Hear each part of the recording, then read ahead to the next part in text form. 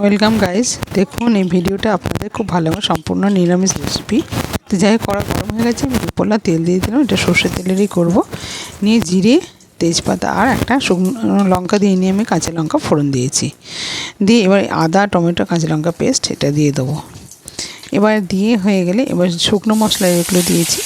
তার মধ্যে হচ্ছে নুন, হলুদ, কাশ্মীরি লঙ্কাগুলো, ধনে, জিরে, মিষ্টি। যেহেতু নিরামিষ তরকারি একটু মিষ্টি মিষ্টি না হলে ভালো লাগবে না, তার কাশ্মীরি লঙ্কা গুঁড়ো আছে বলে আমি একটু সামান্য পরিমাণ জল দিয়ে দিলাম। দিয়ে এবার এটাকে যেই ফুটে গেল, তারপর আমি এর মধ্যে একটুখানি মটর রেখেছিলাম সেদ্ধ করে, সেটা দিয়ে দিলাম। তারপরে এতে দিয়ে দেবো ডুমো করে কেটে রাখা আলু। তাই এবার দুটোকে ভালো করে নাড়াচাড়া করে নেবো। নিয়ে তারপর আমি থোড়টাকে সেদ্ধ করে রেখে দিয়েছিলাম। এবার থোড়টাকেও এর মধ্যে দিয়ে দেবো।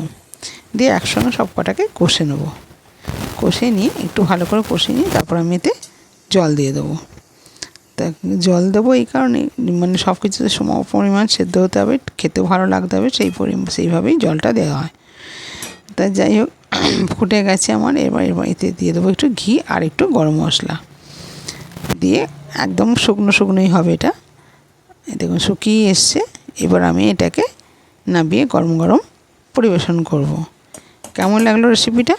যদি ভালো লেগে থাকে তাহলে চ্যানেলটাকে সাবস্ক্রাইব করুন, পাশে থাকবেন, লাইক কমেন্ট করতে ভুলবেন না। আর এটা একদম সম্পূর্ণ নিরামিষ রেসিপি, যে কোনো দিনে যে কোনো সময় খাওয়া যেতে পারে। আর এটা ভাত, রুটি সবেতেই চলে। যদি ভালো লেগে থাকে অবশ্যই আমার চ্যানেলটাকে সাবস্ক্রাইব করবেন, পাশে থাকবেন, কমেন্ট করতে ভুলবেন না।